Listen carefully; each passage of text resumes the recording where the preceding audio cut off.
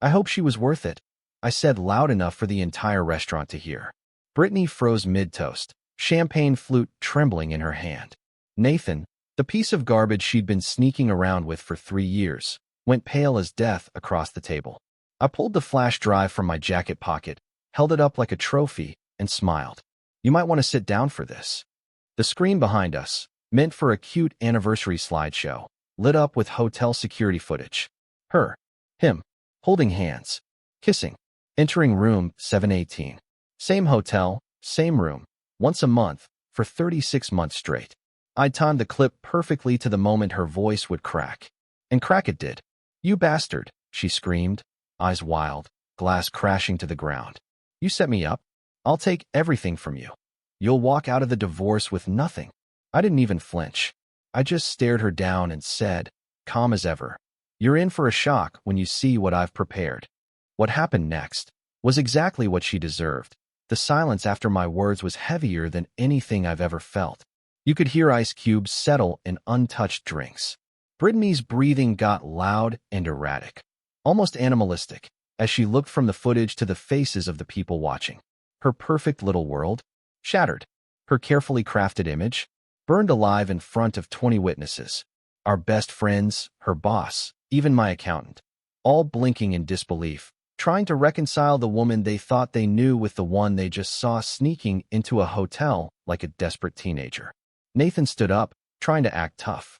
This is a private matter, he barked. Turn it off. I laughed, loudly. Private? Buddy, you've been pounding my wife for 3 years in public hotels. What part of that sounds private? Gasps. A few people looked away. Some didn't. Her sister, April, just shook her head like she already suspected this circus was coming. Then Brittany snapped. You set me up? You've been spying on me for months. What kind of psycho husband does that? I walked slowly around the table toward her, calm, like I wasn't seconds away from exploding. The kind who built your dream life. Who stayed late at the office to afford your Mercedes. Who thought your girls' weekends were sacred. The kind who kept hoping he was wrong until he couldn't deny it anymore. She shoved the table, knocking a glass of red wine into my shirt. You think you're smart, Derek? I'll take the house. The cars. Your business. You'll be crawling out of court begging me for air. I wiped my shirt with a napkin, leaned in close, and whispered, You've been signing things without reading them, Britt. That power of attorney you so blindly gave me last summer? You just handed over your half of everything. My lawyer sent the filings this morning. Her jaw dropped. She tried to speak, but only air came out. Then the security footage cut, replaced by a document on the screen, a notarized statement from her best friend, Monica, confirming Brittany had admitted to the affair. With dates, locations, and one horrifying line. He was better than Derek ever was. Brittany lunged for the laptop, knocking plates and silverware off the table, but I was faster.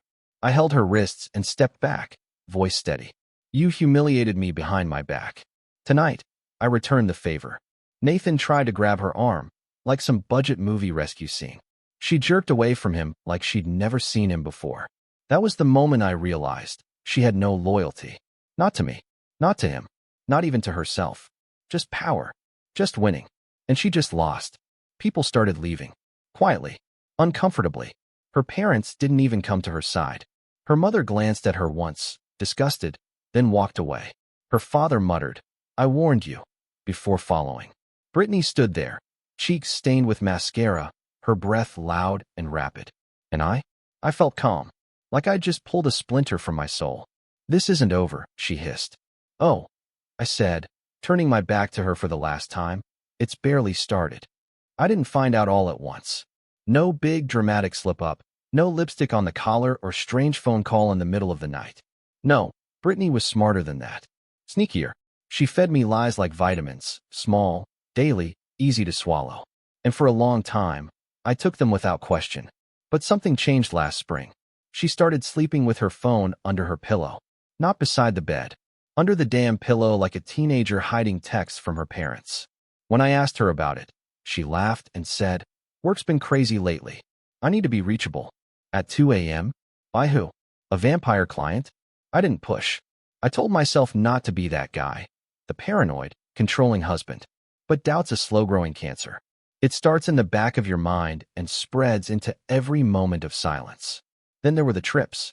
Brittany's sudden out-of-town seminars started popping up every 6 to 8 weeks, always in places where her company allegedly had satellite offices. She'd pack fast, never let me drop her at the airport, and always came back with souvenirs, little tokens to throw me off. It was one souvenir that finally gave her away. She brought home a cap from a winery in Napa, burgundy with a gold logo. Thing is, I'd been to that winery before, years ago, and they didn't sell that cap. They never had. It was a private event-only item, reserved for members of a luxury wine club. I remembered because I tried to buy it once. When I mentioned it, she went still for a beat, then smiled. Must be new stock. You know how places update their merch. But her smile didn't reach her eyes. That was the first time I felt it, that gnawing certainty that something was very, very wrong. So I tested her. I said I'd love to visit that winery together next time she went. Oh, babe, she said, sipping her tea too fast. Next time will probably be a work-only thing. I nodded. Didn't argue. But that night, I called an old college buddy of mine, Luke, now working in cybersecurity, and asked for a favor. Over the next few weeks, Luke helped me trace phone records, sync cloud backups, and dig through deleted messages. What we found gutted me. 3 years' worth of messages between Brittany and someone saved in her contacts as Nikki, HR. All sweet little lies. Except Nikki was a man. Nathan, her coworker, her gym partner, her just a friend. They joked about me, compared hotel rooms. There were pictures, not X-rated, but suggestive enough to twist something inside me. Her in a robe, smirking at the camera. Him shirtless, grinning. Their captions were worse than the images. Our little secret. Better than boring old Derek. Tonight's plan. Dinner, drinks, then dessert, my kind. I wanted to vomit. I wanted to smash something. But most of all, I wanted to know why. Why fake everything? Why pretend? Why come home and kiss me with that same mouth? I didn't confront her right away. No, that's not how you deal with a snake. You wait. You gather evidence. You let her think she's still winning. And when the moment's right, you pull the whole floor from under her heels. That's how I ended up planning the rooftop reveal. That's why I acted calm. Because the discovery didn't break me. It sharpened me. I wasn't going to cry. I was going to end her. The confrontation wasn't what you'd expect. There was no yelling, no slamming doors, no thrown dishes or broken vases. It was worse than that. It was quiet. Deadly, calculated quiet. I waited until a Thursday evening, the day she usually came back from her seminars. She walked into the house like nothing was wrong, dropped her Louis Vuitton weekend bag on the couch, and gave me a lazy peck on the cheek. "Missed you," she said, voice sugar-coated. I wanted to scream, but instead I smiled. "Did you have fun in Denver?" She blinked. "Yeah. Long meetings. Exhausting. Must have been really cold out there." She gave me that tight-lipped smirk. "You know I hate winter." I barely left the hotel. Interesting, I thought, because according to the metadata on the photo I found, the one of her and Nathan sipping cocktails under palm trees, she wasn't in Denver. She was in Scottsdale, Arizona. 85 degrees and sunny. I poured us both glasses of wine, the one she liked, that overpriced Sauvignon Blanc with the stupid French label. I handed her the glass and said, "Let's talk." She paused. That was her first clue. Brittany hated talks, hated accountability. She operated best in denial and shadows. "What about?" she asked, sipping cautiously. "Nathan." She choked. A real cough, not the fake dramatic kind.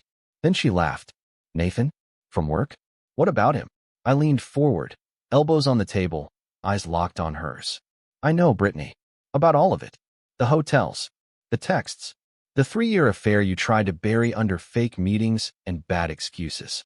She stared at me. Not with guilt, no. With fury. Like I'd invaded her territory. Like I was the one who betrayed her. "You've been spying on me," she hissed. "I've been surviving you," I shot back. She set the wine glass down too hard. "So what now? You want an apology? You think I'll fall at your feet crying like in some cheap TV drama?" "No," I said, calm and deliberate. "I want the truth. Just once. No lies. No games." "Why him?" Her eyes narrowed. She tilted her head like a serpent sizing up prey. "Because he made me feel alive. Not like some spreadsheet. Not like a calendar event. He listened. He touched me like he meant it. He didn't come home late with empty promises and tired eyes." She spit the words like poison, each one designed to slice. You were a routine, Derek. A paycheck. A box checked off. And I wanted more. I sat there in silence for a moment, letting that venom soak in.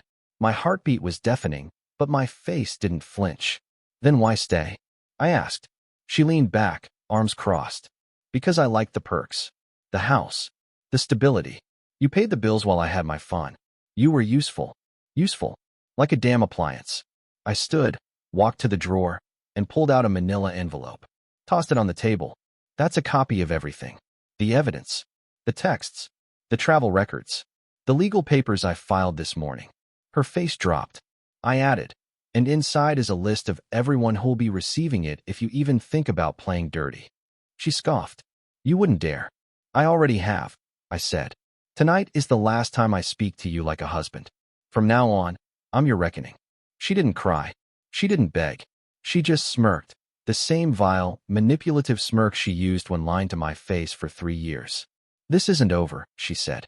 Oh, I replied, stepping toward the door. It's only beginning. After that night, the silence in the house felt like a living thing. Thick, heavy. It wasn't just the absence of conversation. It was the presence of everything left unsaid over the years. Every fake smile. Every, I love you, she didn't mean. Every moment I convinced myself she was just tired, just stressed, just distant, not cheating. I didn't sleep for 3 days. Not really. I'd lie in bed, staring at the ceiling, replaying everything over and over. The photos, the texts, her cold confession. That word, useful, looped in my head like a curse. I wasn't heartbroken in the romantic sense. That part of me had been eroded slowly over the years without me even realizing. What I felt now was deeper, more corrosive, like someone had scooped out the core of my identity and left me hollow. I started questioning everything. Was any of it ever real? The wedding, our late-night kitchen dances, the stupid little notes we used to leave each other on the fridge. Was that all part of the act? Or had I just not been enough to keep her happy? There's nothing more emasculating than realizing the woman you devoted your life to was faking her affection while crawling into someone else's bed behind your back. Not once, not as a mistake, but as a pattern, a lifestyle. I couldn't eat. I couldn't work. I'd sit in the living room staring at the family photos on the wall, each one now looking like a sick joke. Me, smiling like a fool, her clinging to my arm with practiced grace. And now I wondered, was she thinking of Nathan when those were taken? Was she laughing at me in her head? One night, I caught myself punching the bathroom mirror. I didn't plan it. I just looked at myself, saw the pathetic glaze in my eyes, and something snapped. The mirror didn't shatter completely, but the cracks ran through my reflection like fault lines. That image? That fractured version of me? It felt more honest than the man I'd been pretending to be. I started going for late-night drives, just circling the city with no destination. Windows down, music off, letting the silence scream at me. I didn't want company. I didn't want advice. I wanted, I don't know, revenge? Closure? Peace. None of it came easy. And then there were the flashbacks, not of the betrayal, but of the little humiliations I had overlooked. The time she dismissed my work as just numbers. The way she rolled her eyes when I got excited about simple things. How she mocked my routines, my discipline, my loyalty. Turns out, I'd been treated like a joke long before she laid a hand on another man.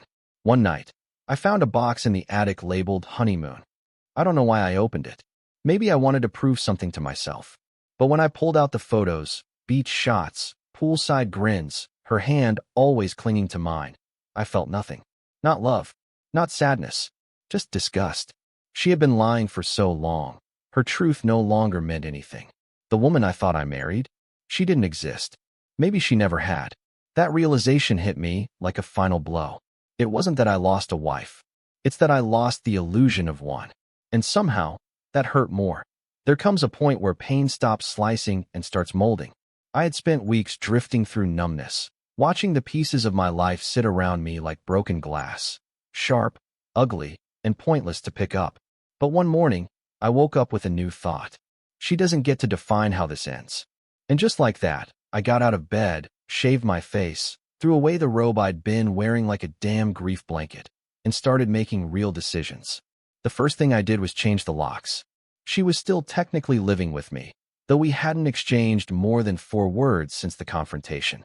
But that day, while she was at yoga, which probably meant whatever spa Nathan paid for, I hired a locksmith and had the whole place rekeyed. When she came back and found her key didn't work, she lost it.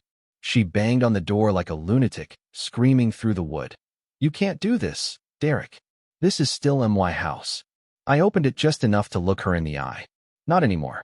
Your name's off the deed. You signed the documents a month ago, remember?" Without reading them. That shut her up. I closed the door before she could fire back. Then I filed for divorce. Quick. Strategic. My lawyer, Angela Ruiz, God bless her, was brutal and efficient. We had all the documentation, evidence, witness statements. Her affair had left a digital trail longer than a CVS receipt. She had no idea how easy it would be to bury her. She tried to play smart.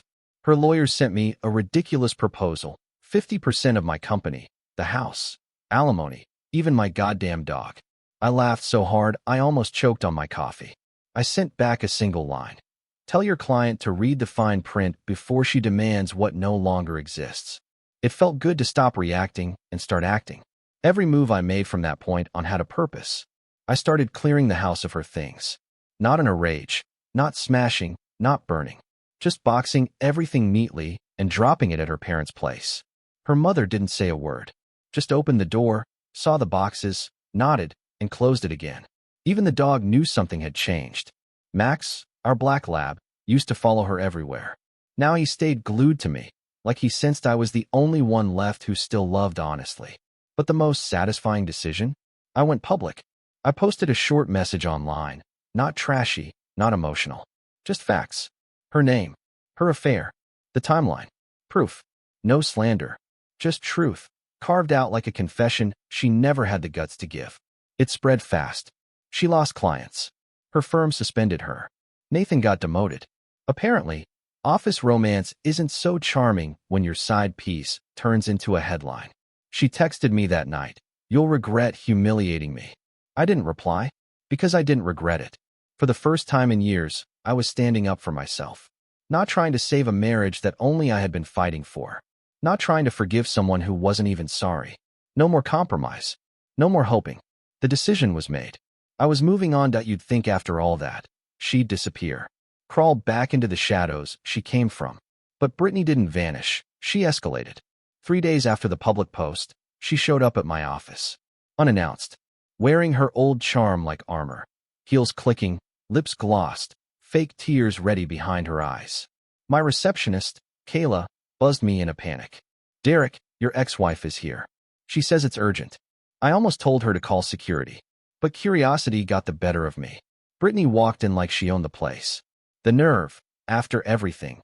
She still believed her performance could rewrite reality.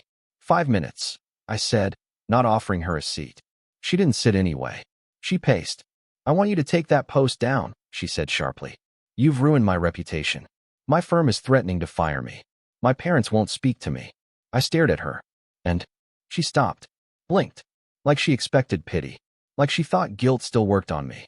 "This has gone too far, Derek." "I cheated, yeah? Fine. I'm a terrible wife. But you've gone nuclear." "No," I said, standing. "You cheated for 3 years. You lied to my face, night after night, while I built us a future. You mocked me in texts. And now that people know who you really are, you want me to clean up the mess?" She looked at me like I'd slapped her. Her face twisted, not with remorse, but rage. "You think you're innocent?" she hissed. "You were never present. You were always working. Always chasing some stupid empire like it would love you back." I nodded. "And you were busy chasing men who'd give you attention for an hour before ghosting you again." Her face crumpled, not because I was wrong, but because I wasn't falling for the act. Then she pulled the last card from her broken deck. "If you don't take it down, I'll say you abused me. Emotionally. Financially. Hell, maybe even physically. Let's see how fast your clients disappear when they think you're a monster." There it was. The real her. Not the polished, smug housewife. Not the flirtatious coworker. Just a bitter, cornered snake. I smiled. "Go ahead. But remember, for every lie you tell, I've got a receipt." You know what happens when you try to fight someone with nothing left to lose. You lose harder. She stormed out. Slapped a folder off my desk on the way.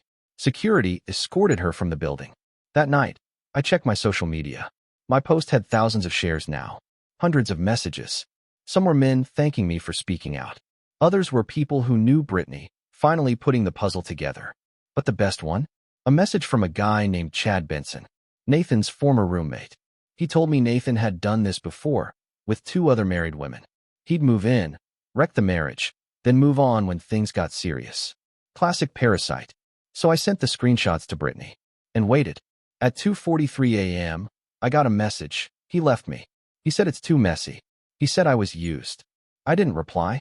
She was finally tasting her own medicine. The next few weeks were quiet. She stopped showing up, stopped texting. Word spread that she had taken an indefinite leave of absence from her job. No one bought it. I didn't feel triumphant. This wasn't victory. It was justice. And sometimes, justice is quiet, cold, clinical, but satisfying all the same.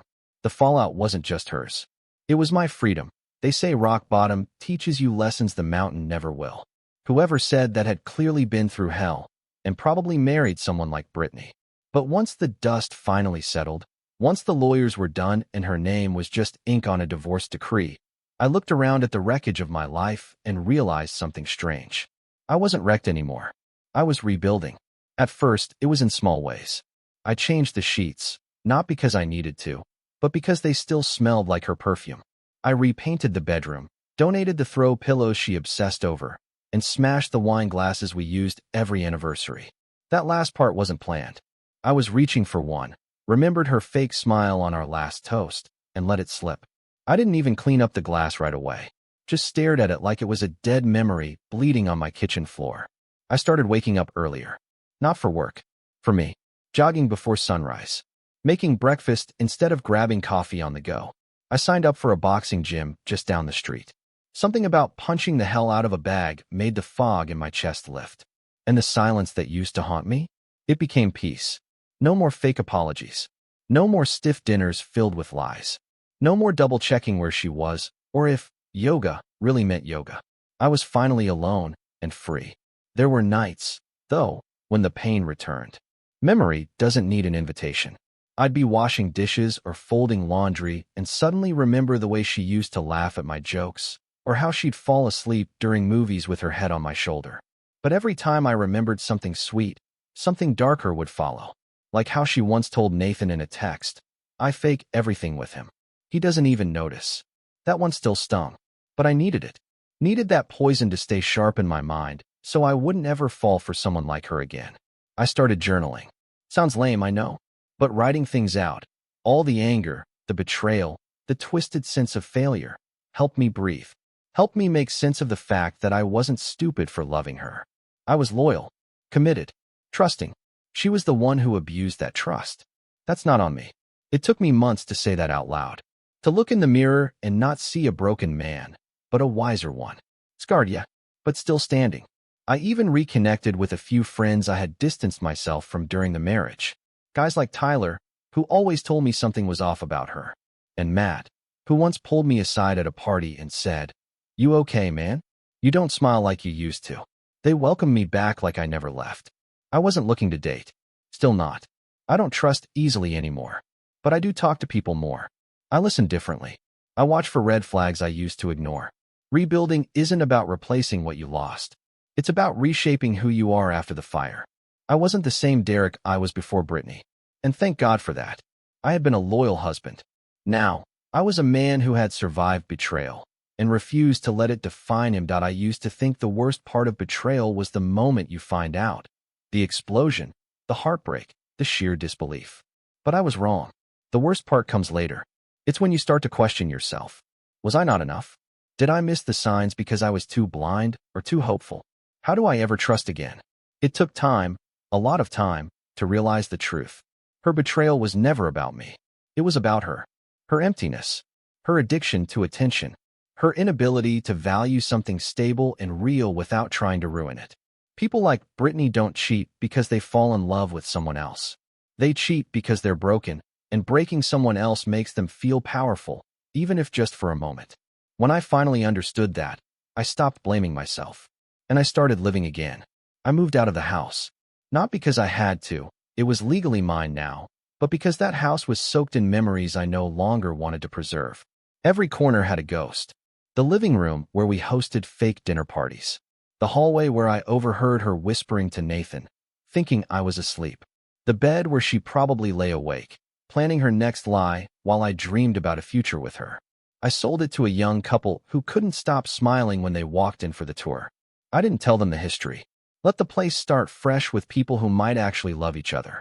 I bought a condo near the water. Nothing big. Clean. Minimalist.